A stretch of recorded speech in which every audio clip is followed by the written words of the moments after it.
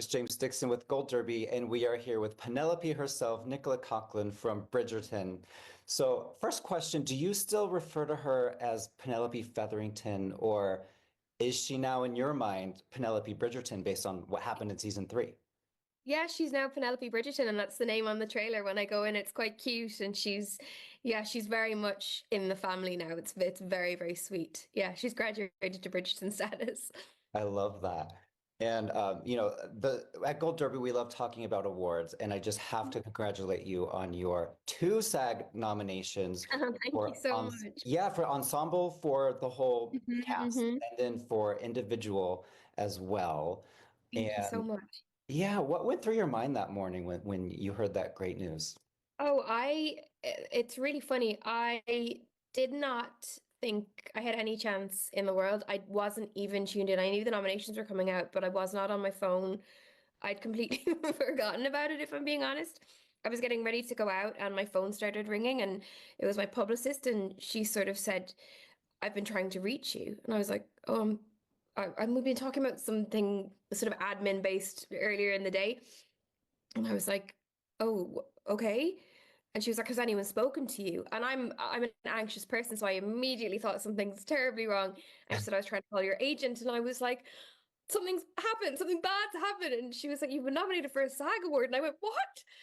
That's just not, yeah, it was not on my radar, not expecting it. Like, it was just such a lovely shock. And it was the day before my birthday. So it was a really nice birthday present to get. Yes, talk about an amazing birthday present. Yeah. I was looking at your fellow nominees here in the individual Hmm. category. You're up there with Allison Janney, Kerry I Russell, Anna mean, Sawai, and somebody named Kathy Bates. I've heard of her before, I think. she's an up and comer, and I think, she's doing pretty well. Yeah, no, it's a crazy group. It's a crazy group to be, in, and it's like I feel so honored because it's such a gorgeous thing to for your peers to say, like, we think you did well. Like that means very, very, very much to me because I love what I do, and all those people. I think Kathy Bates in Titanic. Like, I feel like that line that she says, about the knives and forks. You start from the outside and work your way in. Every time that I'm setting up for dinner, I have that in my head. And I mean, she's just such an icon, an incredible woman. Alison Janney is just so brilliant. I mean, I really love, like, Drop Dead Gorgeous is one of my favorites. She was so great in that. Yeah, so it feels silly and mad that I'm in a category with them, but I'm very grateful. And your co-star, Jonathan Bailey, he's nominated Yes. for Wicked and for Bridgerton. And it makes me wonder, Yeah. what table do you hope he sits at the SAG Award? I'm sure he'll be with the Wicked gang. I loved that movie and I loved him in that movie so much. I mean, I remember there was rumors that he was cast as Fiero when he came onto set to do some in season three, and I was like just desperate to know. And he was talking about, they're singing live and they're this, and he's just so talented. I mean, there's nothing he can't really do. I think he is really adept at comedy. I mean, he was in a series in the UK called Chewing Gum, and he's so funny in that. And then he plays this, romantic lead in Bridgerton, this really serious Anthony, and then Fiero. I remember seeing the stage show and never really being bothered by that character. And then when Johnny did it, I was like, oh yeah, yeah, of course. Yeah, he's ridiculously good. I'm so thrilled for him. Yeah. Do you remember the very first award you ever won in your entire life? Oh gosh, yes, I do. I have since lost these skills, sadly, but in Ireland we have something called the Feshkill, which is like how would you describe it? It's sort of like a competition to celebrate the Irish arts. So it's poetry in Irish, speech making in Irish, it's Irish instruments.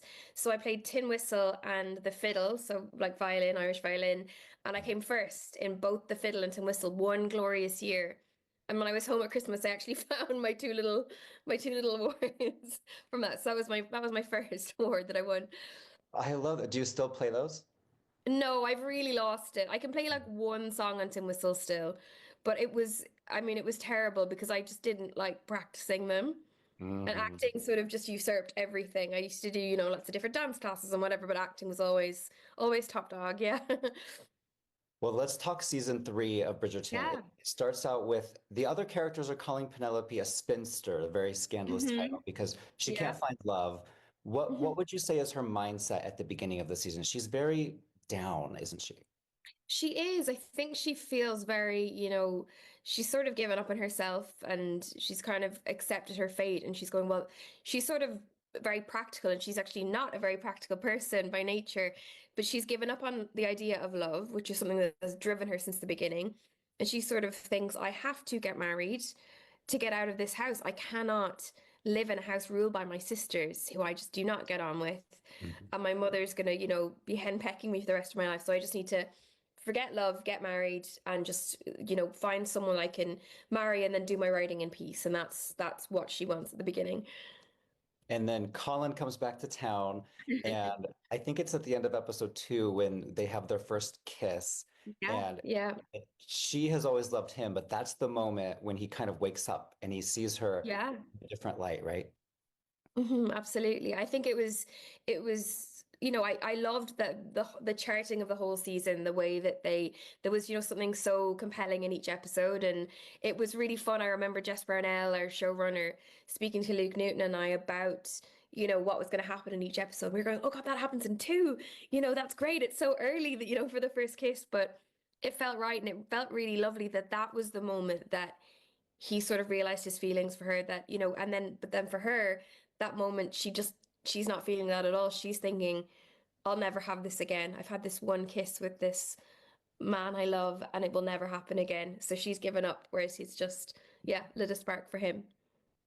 And which version of Penelope did you like playing more? The one who had a secret crush on him but didn't tell anybody, or the one where, I mean, you got your man, he loves you back, and you're living together?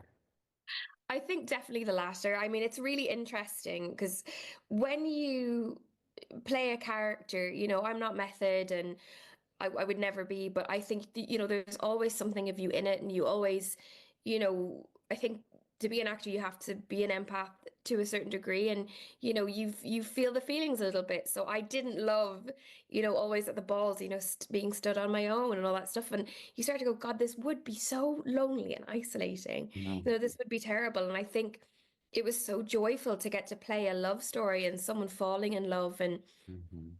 spending 8 months ruminating on the nature of falling in love. It's such a beautiful, beautiful thing. And it's also, someone growing in confidence to go on that journey as well was just brilliant. It was so gratifying. And the chemistry between yourself and Luke Newton is just off the charts. I think a lot of Oh, fans want you guys to get married in real life, I think. I know, I know. It's the worst thing when I'm like, I'm sorry that he's just my friend, but he's a very dear friend. He's just the best co-star you could ever ask for. He's so kind and and he cares a lot about the work as well, which I think is, always the thing you want. There's nothing worse than being in a scene with someone who doesn't care and doesn't want to be in it. And I think we were both so dedicated to the characters. Yeah, it Mhm. was a big, big, big thing. And he seems like somebody that's just perfect in everything he does. Does he have an annoying quality that just drives you crazy on the set? On set, no. Oh my God, he's very, he's super easy. Like, and we traveled the world together during the press tour, and he's very easy to travel with. Does he do anything? No, maybe he's perfect. And of course, we have to talk about Lady Whistledown, your other huge Yes. storyline. Penelope eventually does tell the truth to Colin. hmm What was it like, though, when she was keeping that inside? Was that just eating her up emotionally? Absolutely. It's an interesting thing to have a character that's, been harboring a secret for years and thinking about, I think in season one, it was very much like she could keep herself and Whistledown very separate in her mind. But then, as the seasons go on, they go closer and closer. And in three, she really realized like they're one and the same. They're just different facets of me. And in order to be, Eloise tells her, in order for him to truly love you, he doesn't know all of you, so he can't truly love you. She knows that's true.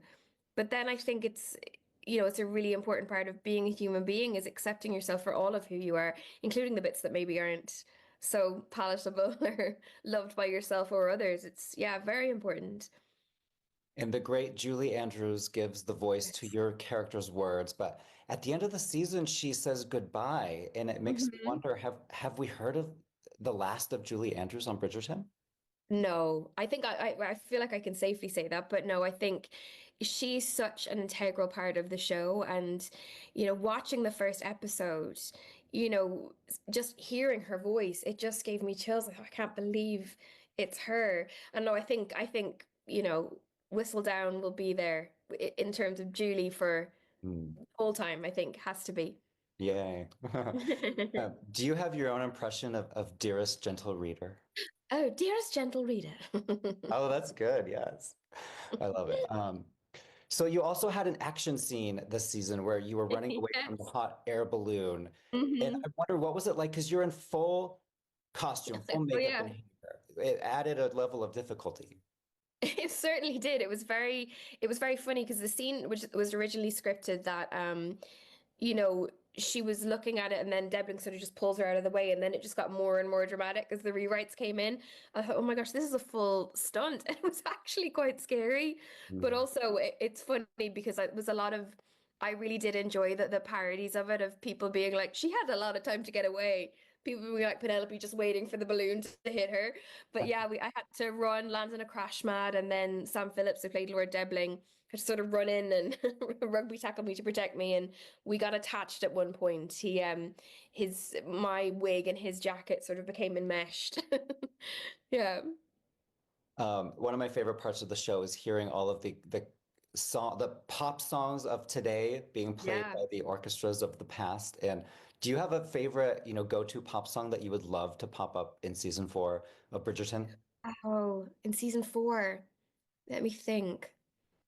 I mean, I was very obsessed with Chapel Roan all last year, so anything by her, I Hmm. would love that. I think that would be great for Francesca's season 2, of course. I was so excited to finally have a queer love story. Um, yeah, anything by Chapel Roan, I would love. Penelope could have her own brat summer. I'm really had a brat summer. I went to see Charlie. That was my favorite gig of last year. She was so amazing. Yeah, I see it. Why not? So let's talk about the dances and the choreography because Sure. they're all so perfect, and it makes me wonder how long is the practice, is the rehearsal that you have to make sure that the dance looks as good as it does on camera. Well, we have the most amazing choreographer called Jack Murphy, and he has been on the show since season 1. He's a really integral part of that show. And, he just, again, like Julie Andrews' voiceover does, Jack Murphy's choreography just elevates it into its own world, its own thing. And he's sort of a magician. I remember having a dance in season 2 and feeling really nervous about it, and I felt like I couldn't do it. And see, he just tricks you. He brings you